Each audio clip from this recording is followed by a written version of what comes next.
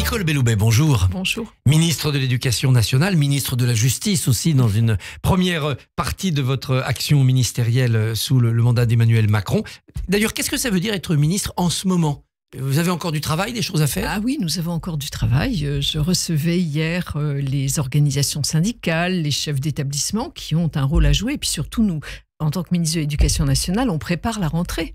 Il faut que nous accueillions le 1er septembre 12 millions d'élèves. Donc il faut préparer la rentrée, quoi qu'il advienne sur le plan politique. Avec des interlocuteurs qui doivent être inquiets, circonspects, qui ne savent pas qui ils auront à la rentrée en face d'eux au gouvernement ?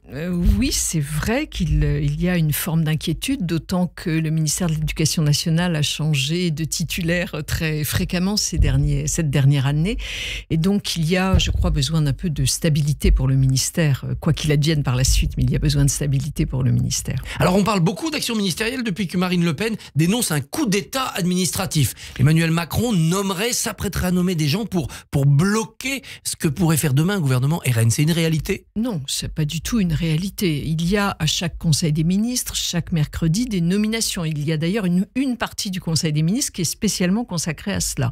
Et traditionnellement, avant l'été, il y a des changements d'emploi, qu'il s'agisse des ambassadeurs, qu'il s'agisse des recteurs. Vous avez eu 2 recteurs. Voilà. Et au dernier Conseil des ministres, on a nommé 2 recteurs. La belle affaire. On en nomme parfois des fournées beaucoup plus importantes. Et là, en plus, dans les 2 recteurs qui ont été nommés, il y en avait déjà un qui était déjà recteur. Donc, c'est juste un changement de poste. Il n'y a vraiment pas lieu de parler d'un coup d'État administratif. Alors là, on parle aussi du directeur général de la police nationale, de la gendarmerie. Oui, il arrive à l'âge de la retraite, donc il faut bien le changer.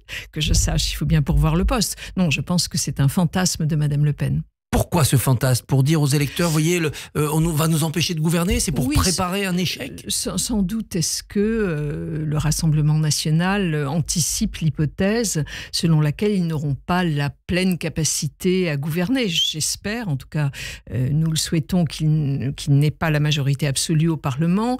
Et donc, d'une certaine manière, il s'agit là d'anticiper des difficultés à gouverner, contrairement à ce qui était espéré par Marine Le Pen. Alors, les désistements ont eu lieu jusqu'à hier 18h, on a le résultat, il devait y avoir 306 triangulaires, il y en aura beaucoup moins. Oui, un tiers. Un tiers, beaucoup de retraits. Est-ce que vous vous réjouissez de ce réflexe Front républicain, comme on l'appelle ?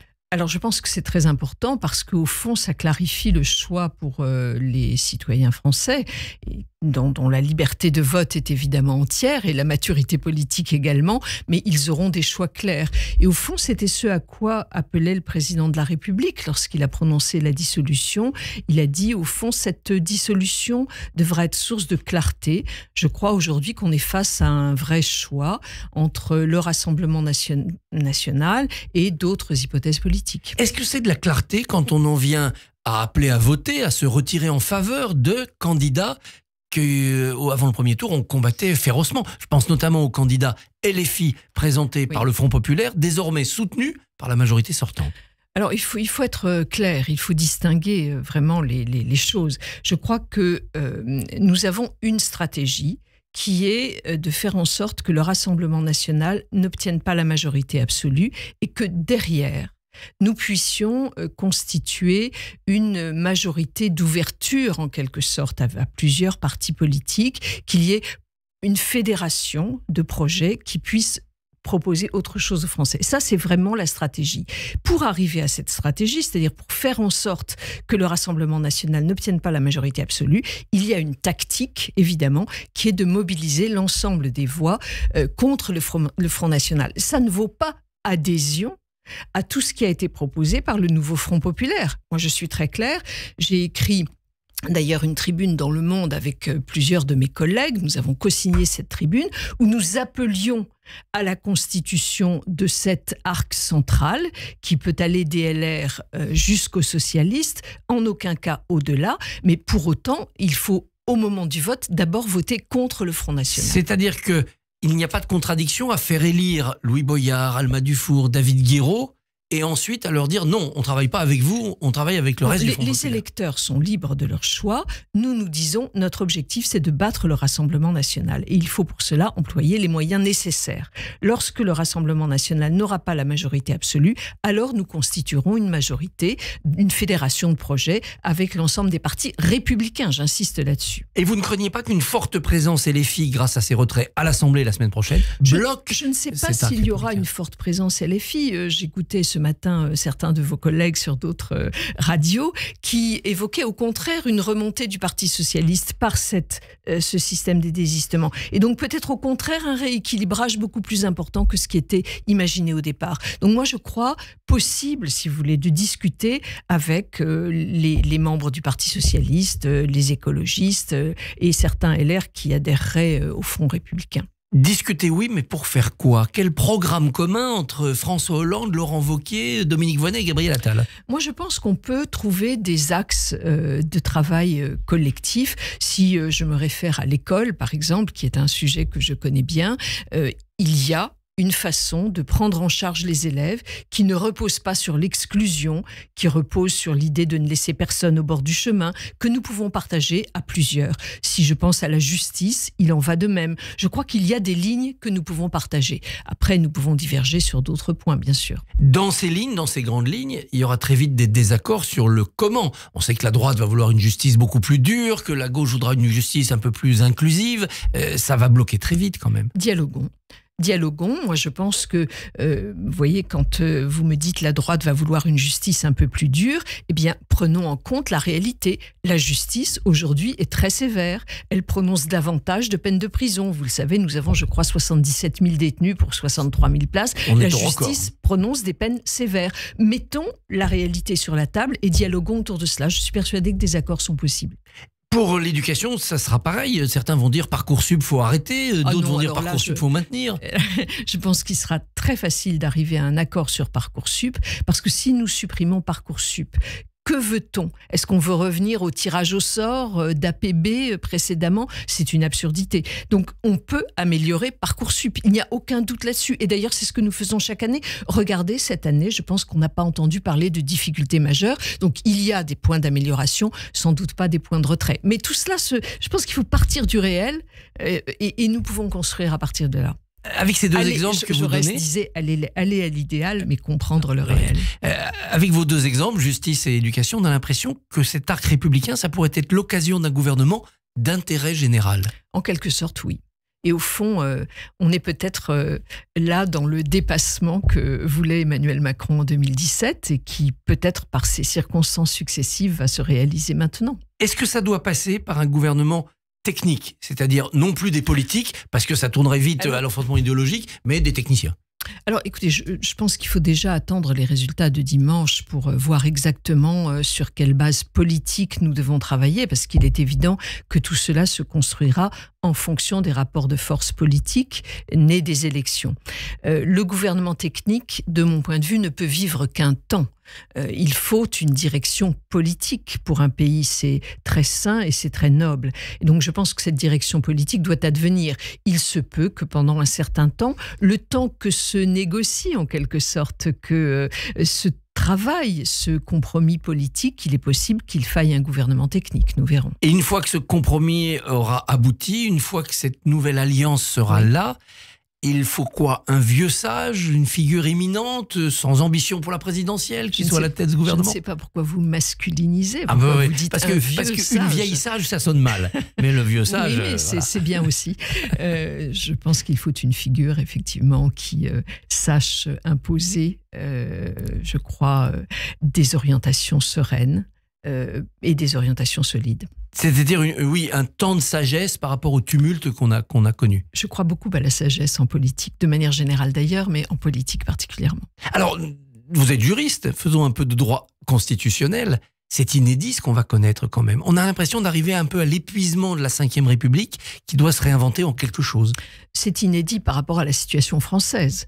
Ce n'est pas inédit par rapport à d'autres démocraties qui fonctionnent sur la base... En culture de coalition. Absolument, en culture de coalition.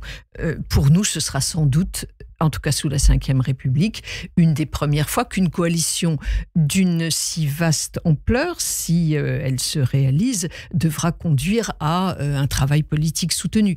Je pense que c'est intéressant parce que c'est vraiment l'expression même de la démocratie. Ça va même si je pense personnellement que ces compromis, ce serait mieux qu'ils puissent être construits avant, pour ensuite être soumis au vote des électeurs. Mais au fond, là, ils seront construits peut-être ex post et seront soumis au vote de l'Assemblée nationale qui devra l'approuver, bien sûr. On est redevenu une nation très politique. Oui, et c'est heureux. Et vraiment, ça a été, me semble-t-il, un des points positifs de cette dissolution actée par le président que de réintroduire le débat politique dans notre pays. On a eu quand même 11-12 millions de Français qui ont voté RN. Oui. S'ils n'ont pas la majorité absolue, si le Front républicain fonctionne, il va y avoir une colère, ils vont être frustrés, bien entendu. Quel message leur adresser ? Je pense que ce sont des citoyens qui, évidemment, méritent toute notre attention parce que ce sont des citoyens français. Nous ne sommes pas d'accord avec les principes politiques posés par l'organisation à laquelle ils adhèrent. Je crois que c'est le rôle de la démocratie que de respecter la majorité. S'ils n'ont pas la majorité, ils ne l'auront pas. Et s'ils l'ont ? Quelles sont vos principales craintes par rapport au programme sur l'éducation nationale que porte le Rassemblement national ? Ma principale crainte générale, quand je regarde le programme du Front du Rassemblement national, c'est à la fois une certaine incohérence et également un risque d'exclusion. Je trouve que tout le programme est traversé par ce risque d'exclusion.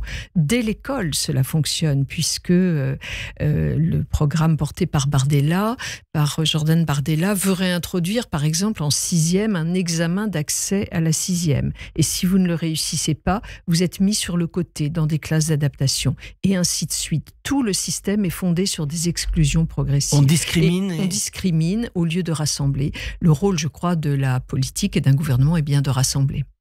Vous avez traversé un semestre qui a été marqué par une recrudescence des faits antisémites. Absolument. Est-ce qu'au sein de l'éducation nationale, de l'école, on en a une juste mesure ? Alors, je prends le mot mesure au sens propre, puisque depuis le 7 octobre, nous mesurons les actes antisémites, expressément antisémites. Auparavant, nous mesurions les actes racistes et antisémites. Là, maintenant, nous mesurons les actes antisémites. Il y en a eu plus de 650 depuis le 7 octobre. Et nous avons pris, je prends l'autre sens du mot mesure cette fois-ci, nous en avons pris la mesure au sens où nous avons mis en place à la fois des programmes de formation pour nos enseignants, des programmes pour les élèves. Dans le nouveau programme d'enseignement moral et civique, quasiment chaque année, il y a un axe qui porte sur les actes racistes et antisémites et la manière de lutter contre ces actes. Et puis nous avons fourni énormément de documents pédagogiques à nos enseignants en leur donnant des manuels élaborés par le comité des sages pour la laïcité sur la manière de lutter contre les actes contre les actes antisémites. Dans son programme, le RN dit, c'est très simple, si un élève montre des signes de radicalisation, d'islam politique, on l'exclut. Je trouve que c'est trop simple. Nous partons du principe qu'à partir du moment où il y a des actes antisémites, où il y a des actes de radicalisation, il faut bien entendu qu'il y ait une réponse. C'est-à-dire qu'on ne peut absolument pas laisser ces actes-là sans réponse. La réponse doit être adapté à l'âge des élèves. Un élève de CP qui sans doute ne fait que reproduire quelque chose qu'il a vu chez lui, il doit avoir une réponse adaptée. Cela peut aller jusqu'à la prise en charge dans des classes relais, qui sont des classes un peu différentes, qui sont des classes en tout petits groupes, avec un travail adapté à chaque individu. Donc il y a des réponses différenciées, mais je le redis ici, tout acte antisémite mérite une réponse et une sanction. Et est-ce que ça peut être efficace tant qu'on ne rentre pas dans le sein de la famille ? Parce qu'en effet, c'est dans la famille que souvent on a greffé cela. Alors, le rôle de l'école s'arrête évidemment aux frontières de l'école. Nous sommes bien sûr en contact avec les parents, c'est logique, mais vous savez aussi que nous pouvons faire des signalements et éventuellement déclencher des articles 40 dans certaines situations particulières. Un mot sur vous pour finir en quelques secondes. Après cette phase particulière, vous continuez la politique ou vous avez d'autres envies? J'ai toujours fait de la politique depuis mon plus jeune âge. J'ai été conseillère municipale à 20 et quelques années. Je continuerai la vie politique, quelles qu'en soient les formes. À gauche, à droite, ailleurs? C'est un secret pour personne que j'ai milité pendant 33 ans au Parti socialiste. C'est Emmanuel Macron qui m'a convaincu, enfin pas lui personnellement, mais ce qu'il exposait m'a convaincu de le rejoindre et j'en suis très fière. Nicole Belloubet, merci beaucoup d'être venue ce matin et bonne journée. Merci beaucoup Christophe Barbier. Christophe, qu'on retrouve demain matin à 7h05 et à 7h45, vous aurez 2 invités. Tout à fait. Maude Gattel à 7h45 et Astrid Panossian à 7h05, 2 femmes. À demain.